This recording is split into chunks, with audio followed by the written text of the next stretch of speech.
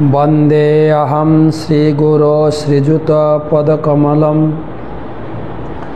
श्रीगुरून् वैष्णवांश्च श्रीरूपं साग्रजातं सहगण रघुनाथान्वितं तं सजीवं साद्वैतं सावधूतं परिजनसहितं कृष्णचैतन्यदेवं श्रीराधाकृष्णपादान् सहगण ललिता श्रीविशाखान्वितांश्च नमो ॐ विष्णुपादाय कृष्णप्रेष्ठाय भूतले श्रीमते भक्तिवेदान्त स्वामिनिति नामिने नमस्ते सारस्वते देवे गौरवाणी प्रचारिणे निर्विशेष शून्यवादी पाश्चात्य देशतारिणे कृष्णाय वासुदेवाय देवकी नंदनाय च नंदगोपकुमाराय गोविंदाय नमो नमः। जय श्री कृष्ण चैतन्य प्रभु नित्यानंद श्री अद्वैत गदाधर श्रीवासदि श्री गौर भक्तबिंद। हरे कृष्णा कृष्णा कृष्णा हरे हरे, हरे राम राम राम हरे हरे।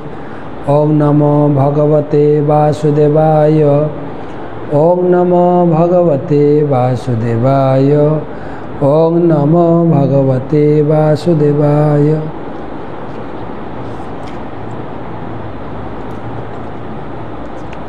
नारायणं नमस्कृत्य नरं चैव नरोत्तमं देवीं सरस्वतीं व्यासं ततो जयमुदीरयेत्।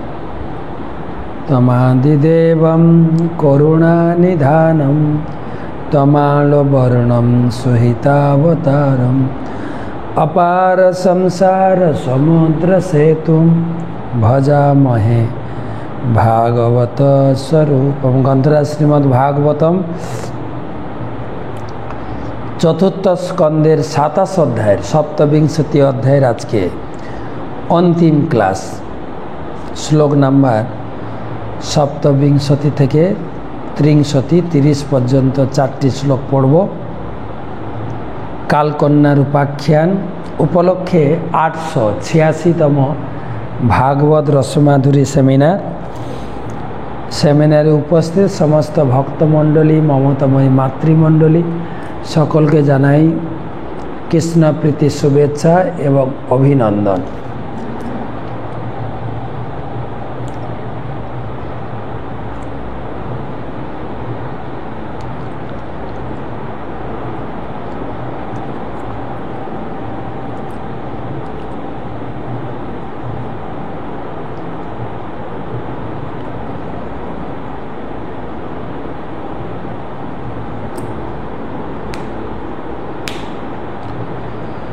तो गुरुपाद पद में प्रणाम निवेदन करे तार अहेतु की कृपा आशीर्वाद प्रार्थना करी। नमो ओं विष्णुपादाय कृष्णप्रेष्ठाय भूतले श्रीमते जयपताका स्वामिनिति नामिने नमो आचार्यपादाय निताय कृपा प्रदायिने गौरकथा धामदाय नगर ग्राम तारिणे।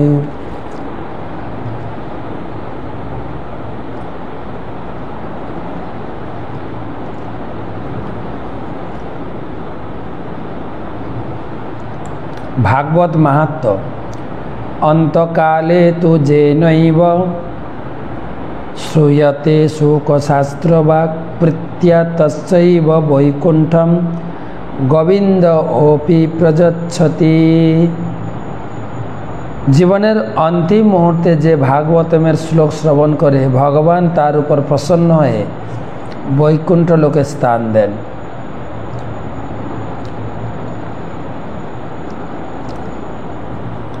श्लोक नम्बर 27।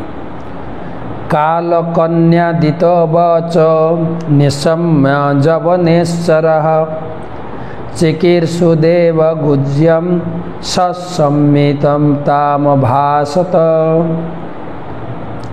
कालकन्यादितो वच निशम्य जवनेश्वरः चिकीर्षुदेव गुह्यं ससम्मितं तामभासत।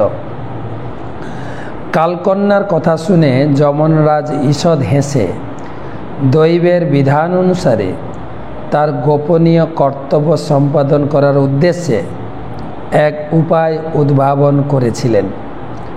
কালকন্যাকে সম্বোধন করে তিনি তখন বলেছিলেন,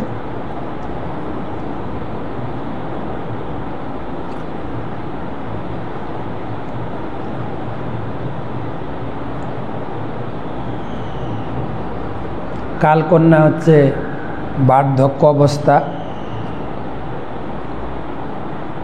আর জরা হচ্ছে ভয়। কি বলে, যবনরাজ হচ্ছেন ভয়। তো যবনরাজের কাছে গিয়ে কালকন্যা অফার দিয়েছেন, আমি আপনাকে বিয়ে করতে চাই, দয়া করে আমাকে গ্রহণ করুন। আর তখন যবনরাজ ঈষৎ হেসে বলছেন, চৈতন্য চরিতামৃতের আদিলীলায় পঞ্চম পরিচ্ছেদে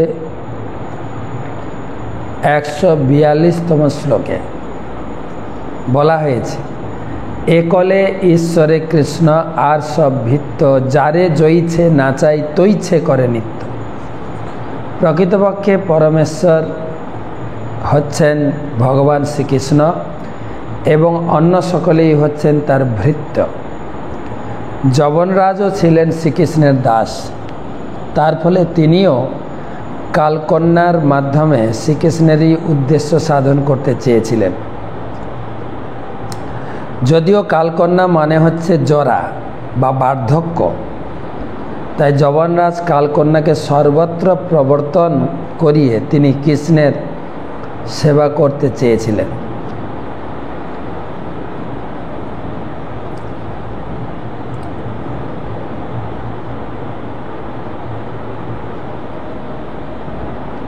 যবনরাজ কালকন্যাকে দিয়ে শ্রীকৃষ্ণের সেবা করতে চেয়েছিলেন। কিভাবে? সুস্থ মস্তিষ্ক সম্পন্ন মানুষ বার্ধক্য দশা প্রাপ্ত হয়ে মৃত্যু ভয়ে ভীত হয়। মূর্খ মানুষেরা জড়জাগতিক কার্যকলাপেই লিপ্ত থাকে, যেন তারা চিরকাল জীবিত থেকে জড়জাগতিক উন্নতি ভোগ করতে পারবে। কিন্তু প্রকৃতপক্ষে জাগতিক উন্নতি বলে কিছুই নেই। মহাচ্ছন্ন হয়ে মানুষ মনে করে যে জড় ঐশ্বর্য তাকে রক্ষা করবে, কিন্তু যদিও জড় বিজ্ঞানের যথেষ্ট উন্নতি হয়েছে, তবুও মানব সমাজের সমস্যাগুলি কোনো সমাধান হয়নি। জন্ম, মৃত্যু, জরা ব্যাধির সমস্যার সমাধান এখনও হয়নি। কিন্তু তা সত্ত্বেও মূর্খ বৈজ্ঞানিকেরা মনে করে যে তারা অনেক জড়জাগতিক উন্নতি সাধন করেছে। কালকন্যা বা বার্ধক্যের জরা যখন তাদের আক্রমণ করে তখন মৃত্যু ভয়ে ভীত হয়। যদি তারা সুস্থ বুদ্ধি সম্পন্ন হয়ে থাকে, কিন্তু যারা বিকৃত মস্তিষ্ক সম্পন্ন তারা মৃত্যুকে গ্রাহ্য করে না এবং মৃত্যুর পরে যে কী হবে তাও জানে না। ভ্রান্তিবশত তারা মনে করে মৃত্যুর পর জীবন নেই, এবং তাই এই জীবন অত্যন্ত বেপরোয়াভাবে আচরণ করে অবাধে ইন্দ্রিয় ভোগ করতে চায়। বার্ধক্য বুদ্ধিমান মানুষের আধ্যাত্মিক জীবনে অনুপ্রাণিত করে। মানুষ স্বাভাবিকভাবে আসন্ন মৃত্যুর ভয়ে ভীত। যমরাজ তাই কালকন্যাকে সেই উদ্দেশ্যে ব্যবহার করতে চেয়েছে। ভালো করে শুনবেন, কালকন্যা হচ্ছে জরা আর বা বার্ধক্য, যবনরাজ হচ্ছে ভয়। তাই ভয় কালকন্যাকে কৃষ্ণ ভক্তির কাজে লাগাতে চেয়েছিলেন। কিভাবে না, কমপক্ষে যখন মানুষ বৃদ্ধ হয়ে যায়, মৃত্যুর ভয়ে ভীত হয়, ভয়ে তখন ভগবানের সেবায় যুক্ত হয় লোক। ভয়ে ভগবানের সেবা। সেই জন্য যারা বলছেন যবনরাজ বলছেন, ময়া নিরূপিতস্তভ্যাম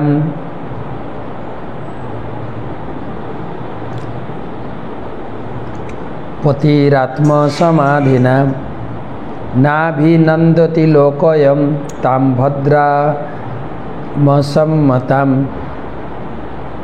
বহু বিবেচনা করে আমি জানতে পেরেছি যে কে তোমার পতি হবে। প্রকৃতপক্ষে তুমি সকলের কাছে অমঙ্গলারূপা এবং অপ্রিয়া, তাই তোমাকে কেউই চায় না, তাহলে কেই বা তোমার পতিরূপে গ্রহণ করবে।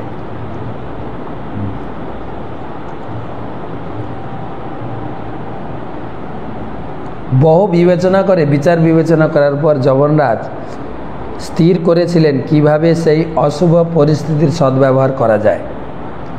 কালকন্যা ছিল অমঙ্গল স্বরূপা এবং তাই কেউ চায়নি, কিন্তু ভগবানের সেবায় সকলকেই ব্যবহার করা যায়। তাই যবনরাজ কালকন্যাকে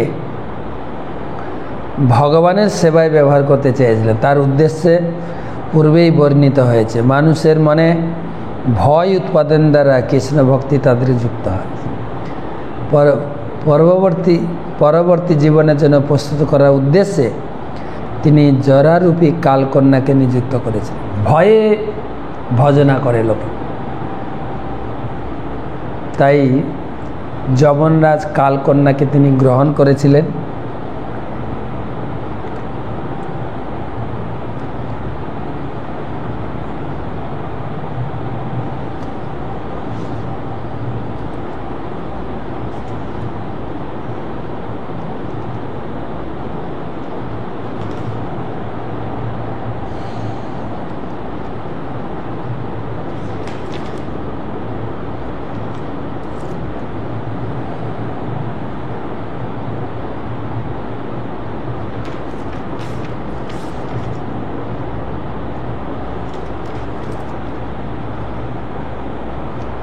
তো সাধারণ লোক বলে না যে বয়স হলে ভজন করব, আর বয়স হয়ে যাওয়া মানে এই হচ্ছে কালকন্যা, বৃদ্ধ অবস্থা হলো, সব সুখ ভাগ হল, তখন মানুষ ভজনে যুক্ত হয়। বয়স হলে ভজন করব, তাই কালকন্যাকে লাগিয়েছেন। ঠিক আছে, সবার বয়স করে দাও, তাহলে ভজনা করবে।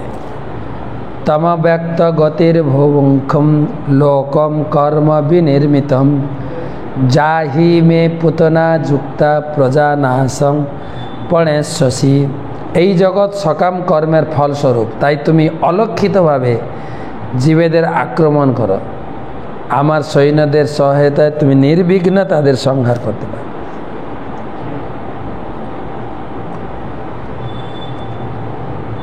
অলক্ষিতভাবে আক্রমণ করো। অলক্ষিত মানে মানুষ বুঝতেই পারে না কিভাবে আমি বিদ্ধ হয়ে গেলাম, অলক্ষিতভাবে। মানুষ তো কাজের চাপে, সংসারের চাপে, সমাজের চাপে কিভাবে দিনরাত চলে যাচ্ছে বুঝতেই পারছে না। হঠাৎ দেখে গেল মাথার চুল একটু একটু করে পাকছে। সে কি, আমি কি বুড়ো হয়ে গেলাম নাকি? তথাপিও ঢাকা দিয়ে কলপ করে নিয়ে আসে, না না আমি বুড়ো হইনি, আমি এখনো জওয়ান আছি। কিন্তু ধীরে ধীরে 720টা সৈন্যর দ্বারা এই পঞ্চফনা বিশিষ্ট প্রাণবায়ুকে আক্রমণ করে তাকে শক্তিহীন করে ফেলে। আর তখন মানুষের আর কিছু করার থাকে না, তখনই মানুষ ভজন কীর্তন করে, ভজনে যুক্ত হয়।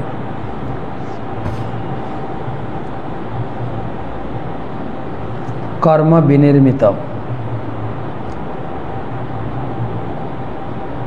এই শ্লোকের অনেক বড় তাৎপর্য দিয়েছেন প্রভুপাদ। কর্ম বিনির্মিতম শব্দটির অর্থ হচ্ছে সকাম কর্মের দ্বারা নির্মিত। সমগ্র জড়জগৎ বিশেষ করে বর্তমান সময়ে সকাম কর্মের ফল রূপে প্রকাশিত হয়। সকলে এই পৃথিবীকে বড় বড় রাস্তা, গাড়ি, বিদ্যুৎ শক্তি, গগনচুম্বী অট্টালিকা, উদ্যোগ, ব্যবসা প্রতিষ্ঠান ইত্যাদিকে দ্বারা সাজাতে ব্যস্ত। যখন কালকে আমরা রাত্রে কলকাতা থেকে মায়াপুরে ফিরছিলাম, বিশাল রাস্তা, আর কিছু কিছু জায়গায় রাস্তাকে এত করে সুন্দর সাজানো হয়েছে, দুই দিকে গাছপালা, ফুলের গাছ, রাস্তাতে বিভিন্ন প্রকার আলো, আর একদম তীব্র গতিতে হাওয়ার মতো গাড়ি চলছে। রাস্তাঘাট কত সুন্দর করে সাজাতে মানুষ ব্যস্ত।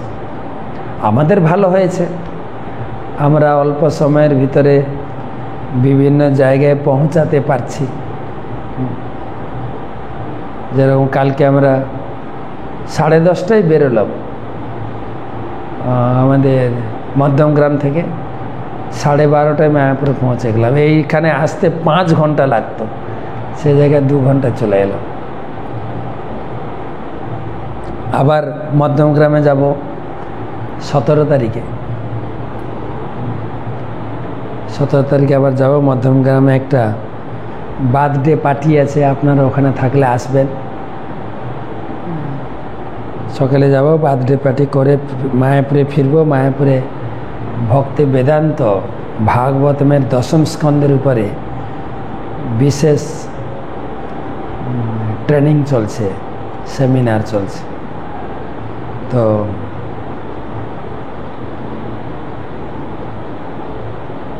প্রভুপাদ বলছেন সবাই এই নিয়ে ব্যস্ত, ইন্দ্র তৃপ্তি সাধনে মগ্ন, তাদের চিন্ময় ফল স্বরূপ সম্বন্ধে অজ্ঞ, তাদের এগুলি অত্যন্ত সুন্দর বলে মনে হয়। আপনারা এটা মনে করবেন না আমরা সবার শুধু নিন্দা করি, না, আপনাদের আবিষ্কৃত বিভিন্ন রাস্তা, গাড়ি ঘোড়া, এগুলো আমরা কৃষ্ণ ভক্তি প্রচারে ব্যবহার করছি। যেরকম এত সুন্দর রাস্তা বানিয়েছেন, 2 ঘন্টায় পৌঁছে যাব। হ্যাঁ, বাদুতলাতে যাব আমরা আবার 17 তারিখ করে এসে মায়াপুর ফিরব। তো এখানে বলা হচ্ছে যে আপনারা অবশ্যই ঘর বাড়ি, গগন চুম্বী অট্টালিকা সব কিছু করবেন, কিন্তু কৃষ্ণকে রেখে করেন। কৃষ্ণের সংসার করো ছাড়ি অনাচার, কৃষ্ণকে সংসার থেকে বাদ দিলে হবে না, তাহলে সবটাই অসার হয়ে যাবে। নুনং প্রমত্ত কুরুতে বিকর্ম যত ইন্দ্রিয় প্রীতয় আপ্রীণতি ন সাধু মন্যে যত আত্মনোয়ম আসন্নপি ক্লেশদ আসদেহ। যারা আত্মজ্ঞানবিহীন এবং জড়জাগতিক কার্যকলাপে উন্মাত্তর মতো আগ্রহী, তারা কেবল ইন্দ্রিয় সুখ ভোগের জন্য সব রকম পাপ কর্ম করে। ঋষভদেবের মতে এই সমস্ত কার্যকলাপ অমঙ্গলজনক, কারণ তা মানুষকে পরবর্তী জীবনে এক ঘৃণ্য শরীর গ্রহণ করতে বাধ্য করে। সকলেই দেখতে পায় যে যদিও তারা জড়জাগতিক সুস্বাচ্ছন্দ্য বিধান বহু চেষ্টা করছে, তবুও তা সর্বদা ত্রিতাপ দুঃখে এবং নানা প্রকার বেদনা দিচ্ছে। তা না হলে এত হাসপাতাল, জনকল্যাণ প্রতিষ্ঠান এবং জীবন বীমা প্রতিষ্ঠানের কী আবশ্যকতা? প্রকৃতপক্ষে জড়জগতে সুখ নেই, মানুষেরা কেবল দুঃখের নিবৃত্ত সাধনের চেষ্টা করছে। মূর্খ মানুষেরা দুঃখকে সুখ বলে মনে করে, তাই যবনরাজ অলক্ষিতভাবে মানুষের জরা ব্যাধি চরমে মৃত্যুর দ্বারা আক্রমণ করতে স্থির করেছিলেন। অলক্ষিতভাবে, কিভাবে যে আমরা বুড়ো হয়ে গেলাম। নিঃসন্দেহে মৃত্যুর পর জন্ম হয়, তাই জীবনরাজ স্থির করেছিলেন যে কালকন্যার মাধ্যমে কর্মীদের হৃদয়ে মৃত্যু ভয় উৎপাদন করা, যাতে বুঝতে পারে যে জড়জাগতিক জীবন প্রকৃতপক্ষে উচিত নয়। প্রতিটি জীব হচ্ছে চিন্ময় আত্মা, তাই আধ্যাত্মিক প্রগতি সাধন না করলে মানুষের জীবন বৃথা। মনুষ্য জীবন পাইয়া রাধা কৃষ্ণ না ভজিয়া জানিয়া শুনিয়া বিষ খাই। তাই মানুষ যাতে কৃষ্ণ ভক্তিতে যুক্ত হয়, তাই যবনরাজ কালকন্যাকে কাজে লাগিয়েছেন। সবার ভিতরে বার্ধক্য দশা এসে যাবে, তখন সংসার ছেড়ে ভজন করবে। বৃদ্ধ হলে ভজন করবো সবাই বলে, তাই বৃদ্ধ হও তাড়াতাড়ি, ভজন করতে হবে না। আর এখন তো বৃদ্ধ হওয়ার আগে মারা যাচ্ছে। তাই তাই প্রহ্লাদ মহারাজ বললেন, কৌমারত আচরত পাগিয়ে ধর্মান ভাগবতা। কৌমার বয়স থেকেই ভজন করো, কৌমার বয়স থেকে।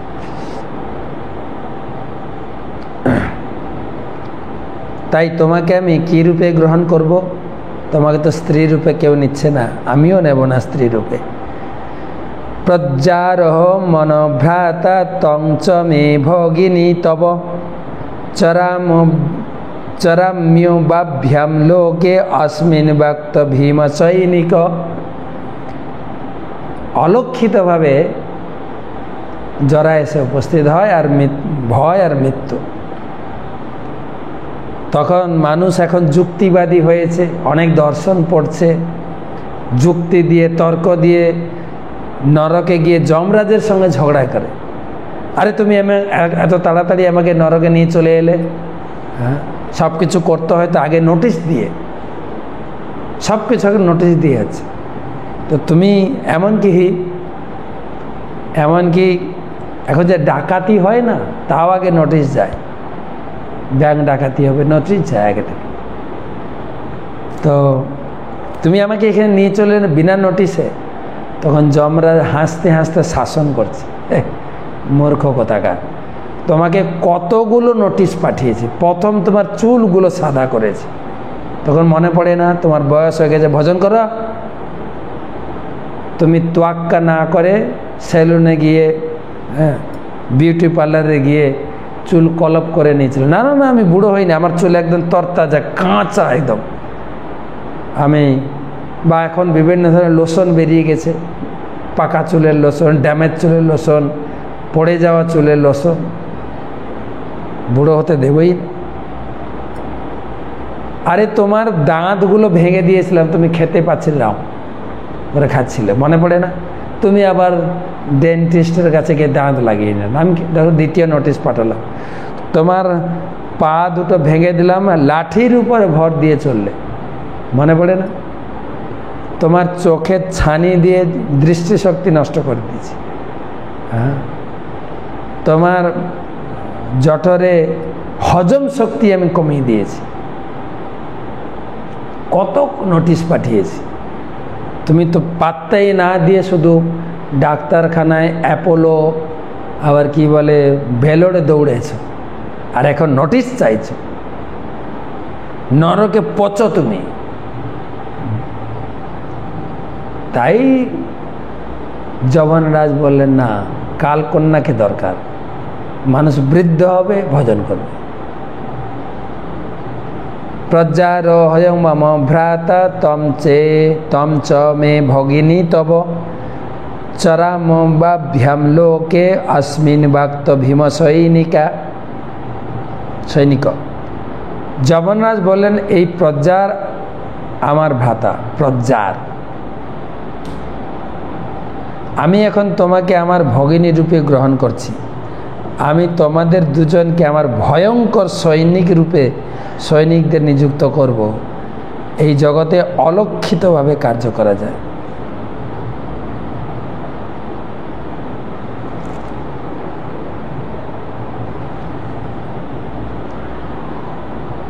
তাৎপর্য,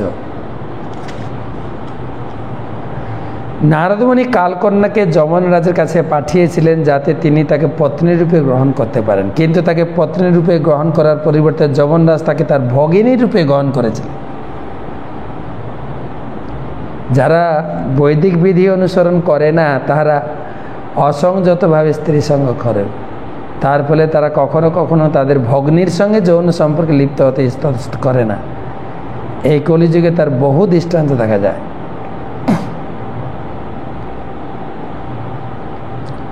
জগন্নাথ যদিও নারদমুনির প্রতি শ্রদ্ধাবশত তার অনুরোধ অঙ্গীকার করেছিলেন, তবু অবৈধ স্ত্রী সঙ্গের কথা চিন্তা করেন। তার কারণ হচ্ছে যবন ও ম্লেচ্ছদের রাজা ছিলেন।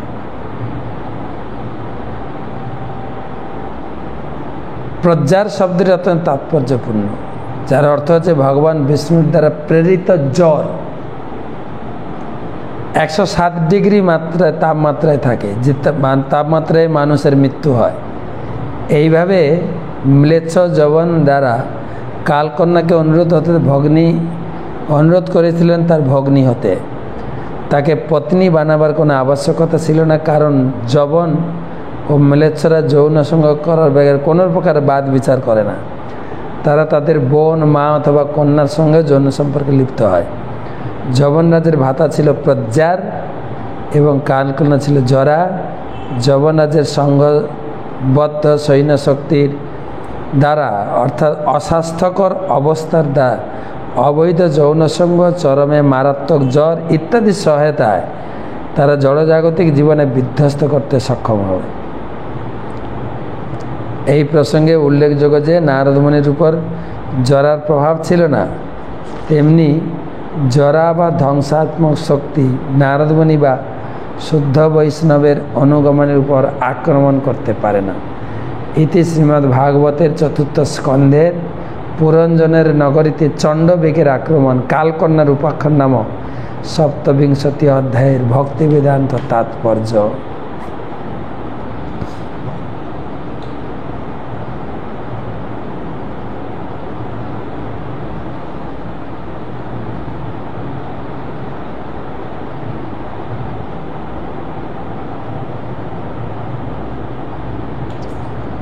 তো আজকে একটু প্রশ্ন উত্তরের সময় নেব ভাবছি, অনেক প্রশ্ন জমে গেছে।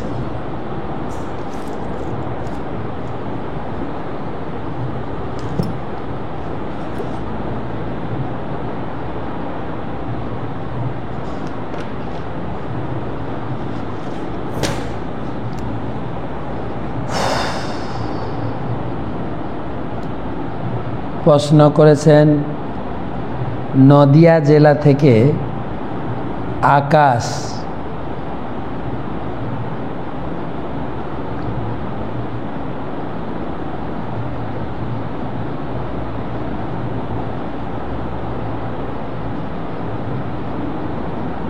আমার জীবনের মূল্যবান সময় কখন, কিভাবে বুঝতে পারবে?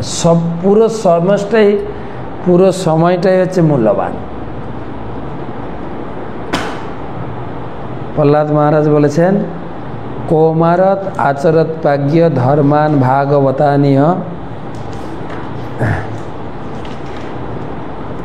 দুর্লভম মানসম জন্ম তদপি অধ্রুবম অর্থদম। অর্থদম মানে জীবনটা অত্যন্ত মূল্যবান, এটাকে কেবল ভগবানের সেবায় ব্যবহার করতে হবে। আচ্ছা,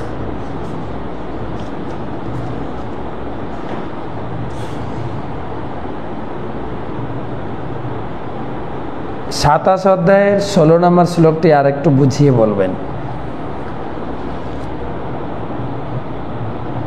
100 বছর 720টি সৈন্যর সঙ্গে পঞ্চফনা বিশিষ্ট সে প্রাণবায়ু লড়াই করেছিল। এটা সোজা, কিন্তু 360টা দিন 360টা রাত্রি, টোটাল 720, আর পঞ্চফনা বিশিষ্ট প্রাণবায়ু সহ পঞ্চবায়ু সহ প্রাণবায়ু, তার সঙ্গে 100 বছরের লড়াই জন্ম থেকে।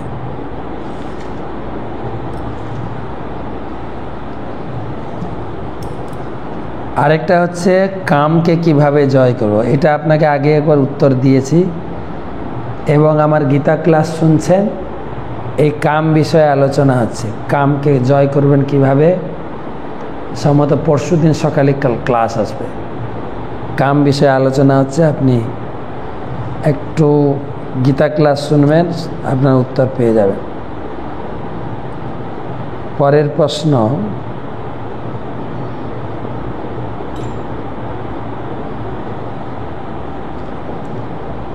অঞ্জনা হালদার।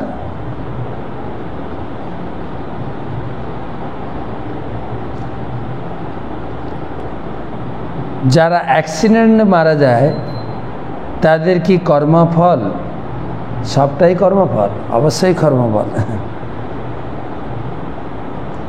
কর্মফল ছাড়া কোনো কিছুই হয় না।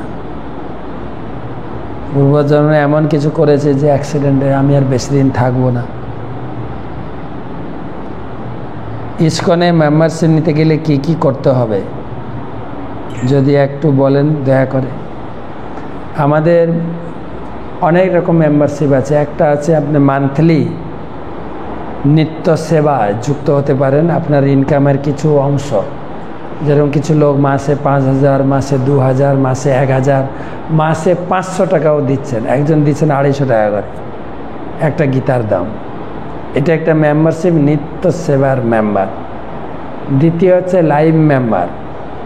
আপনি এককালীন 55,555 টাকা দিয়ে আজীবন সদস্য পদ একটা কার্ড পাবেন। বছরের ইসকন মন্দিরগুলোতে আপনি 3 দিন থাকা খাওয়ার সুবিধা পাবেন।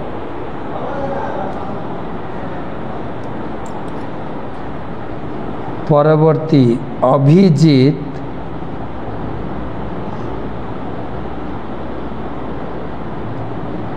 অভিজিৎ ঘোষ।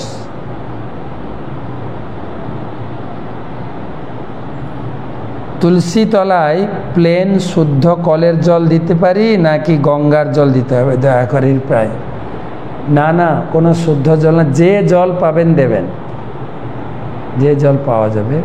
আর গাছ তো গাছের জন্য জল দরকার, ঠিক আছে? সে কলের জল হতে পারে, পুকুরের জল হতে পারে, নদীর জল হতে পারে। আবার যেহেতু গাছকে সুস্থ রাখতে গেলে মাঝে মাঝে গোবর সার গাছের জন্য যা দরকার স্প্রে করবেন,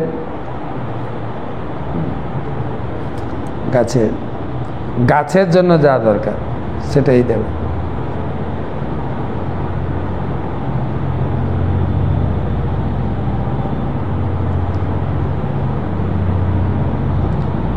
দেবারতী মিথ্যা।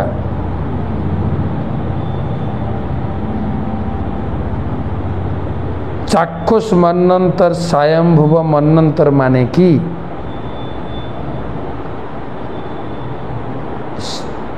14 জন মনু আছেন বা 71 মনু।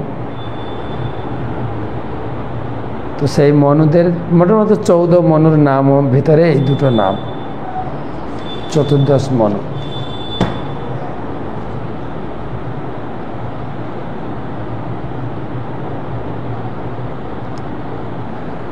তারপরে প্রশ্ন করেছেন মনোজ সাহা।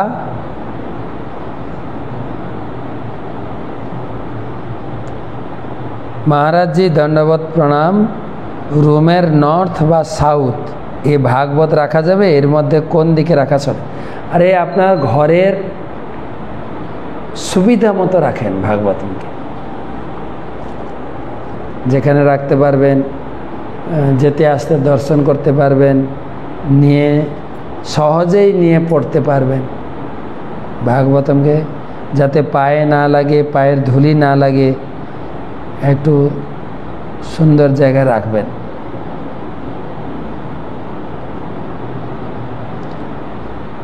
দীপাঞ্জলি সাহু। হরিনাম জপ করা সময় কেউ যদি কোনো কথা জিজ্ঞেস করে বা ফোন বাজে, তাহলে আমি কী করব? ফোনটাকে দূরে রাখবেন, ফোন কাছে রাখেন না। এবারে কেউ এসে কথা বলতে চাইলে বলবেন কথা। সব থেকে ভালো হয় সকাল সকাল জপ করে নেবেন, আর বেশি ফোনও আসবে না, কেউ আপনাকে বিরক্তও করবে না।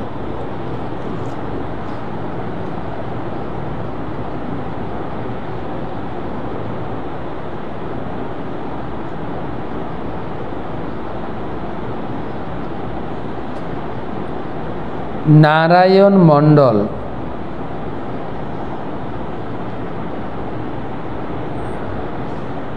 বাঁকুড়া থেকে।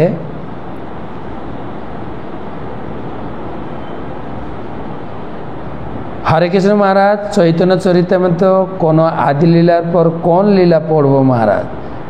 প্রভুকে জিজ্ঞেস করলাম, বলল আমি আগে গীতা ও ভাগবতম পড়ুন, তারপর পড়বে। কিন্তু আমি গীতা পড়ছি, ভক্তিশাস্ত্রী কর করেছি, ভাগবতম নেই। ভাগবতম পড়ার পর যদি কতদিন লাগবে, কতদিন বাদ, তার গ্যারেন্টি নাই। চৈতন্য চৈতামৃত কি পড়ব না? না একটা করে শ্লোক পড়ব? আপনার সময় থাকলে অবশ্যই পড়বেন। ভাগবতমা নিয়ে রাখুন, চৈতন্য চরিতামৃতও পড়বেন, আর বিভিন্ন সময়ে লীলা পড়বেন। যেরকম আমরা চন্দন যাত্রা পড়লাম এতদিন, এখন পানিহাটি, গুন্ডিচা, রথযাত্রা, এই সব চৈতন্য চরিতামৃতে আছে, পড়বেন। সব লেখা আছে, গুন্ডিচা লেখা আছে, পানিহাটি লেখা আছে।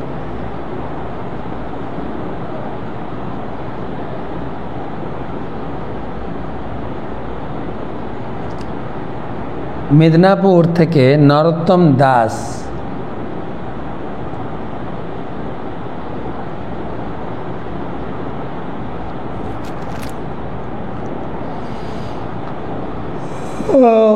পূর্ব মেদিনীপুর থেকে।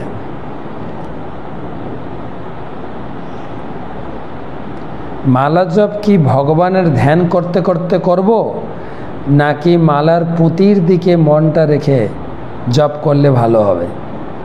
অনুগ্রহ করে যদি বলেন। আমি নতুন, আপনার ভিডিও দেখে ভগবানের প্রতি বেশি আকৃষ্ট হয়েছি। তো মালা আপনি চোখের সামনে ভগবানকে দর্শনও করতে পারেন, কিন্তু মন থাকবে এই যে আঙুলে আমি গুটি গুনছি, সেই গুটিতে পুরো নাম বলছি কিনা কানে শুনবো। হরে কৃষ্ণ কৃষ্ণ কৃষ্ণ হরে হরে, হরে রাম রাম রাম হরে হরে। তারপরে দ্বিতীয় গুটি ধরব। মনটা, ধ্যানটা গুটিতে রাখবেন, পুরো মন্ত্র বলছি কিনা, তাহলে আপনার ভালো হবে।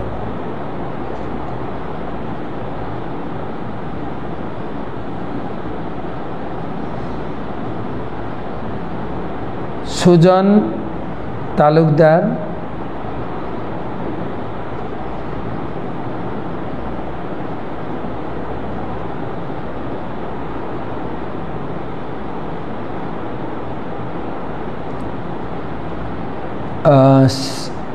সিলেট থেকে। আমার একটি প্রশ্ন যদি কৃপা করে বলেন, আত্ম উপলব্ধির সরাসরি পন্থা কি? গীতাতে আত্ম উপলব্ধির পন্থা সম্বন্ধে বলা আছে, আত্ম উপলব্ধির পন্থা মানে বুঝি নাই। আত্ম উপলব্ধি মানে আমি দেহ নই, আমি হচ্ছে আত্মা, এই উপলব্ধি করা। এর জন্য আপনাকে তিনটে কাজ করতে হবে। মহাপ্রভু বলেছেন, বল কৃষ্ণ, ভজ কৃষ্ণ, কর কৃষ্ণ শিক্ষা। কৃষ্ণ নাম জপ করতে হবে ডেলি। কৃষ্ণ নাম নির্দিষ্ট সংখ্যায় আপনার সময় মতো 2 মালা, 4 মালা, 8 মালা, 16 মালা। আমরা গুরুদেবের কাছে প্রতিজ্ঞাবদ্ধ হয়েছে ডেলি 16 মালা করব। বল কৃষ্ণ। ভজ কৃষ্ণ মানে কৃষ্ণ পূজা করবেন,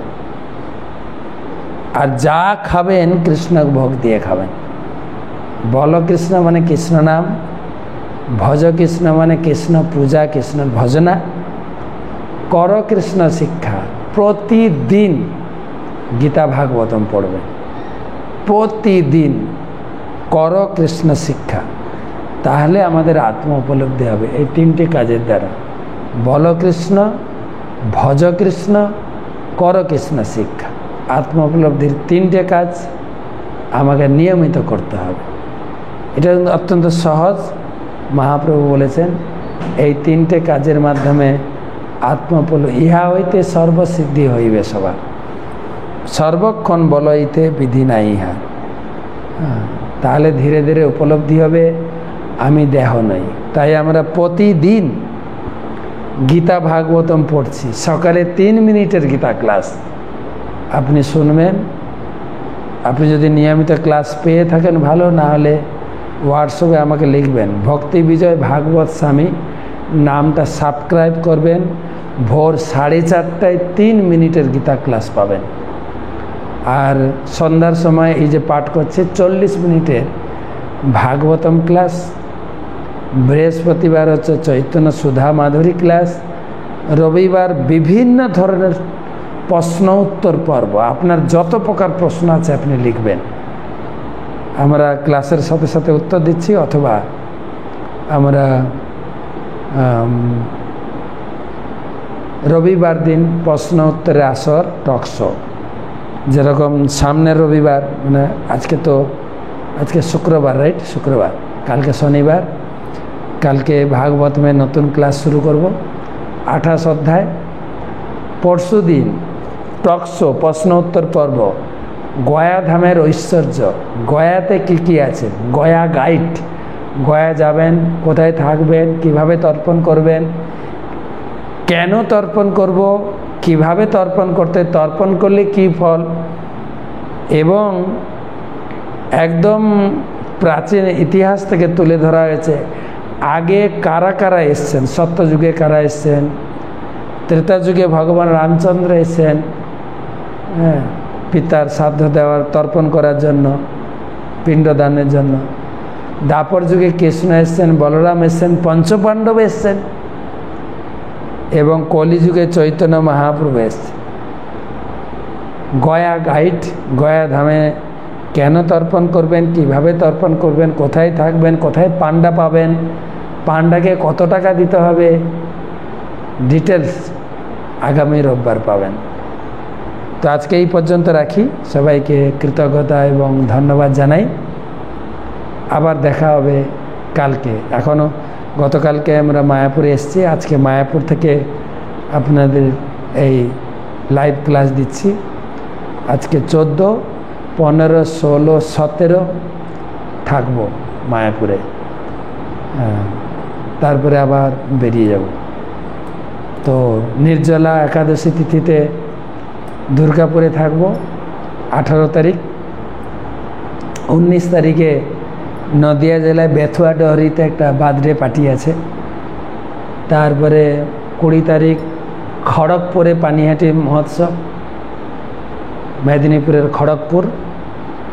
আর 21, 22 দুদিন আমাদের কাটবে কালিয়াগঞ্জে, যেখানে কালিয়ার নতুন মন্দির তৈরি হতে চলছে, এবং জগন্নাথের, কালিয়া জগন্নাথের স্নানযাত্রা মহোৎসব হবে। তারপরে সম্ভবত 23, 24 চলে যাব সুরাট।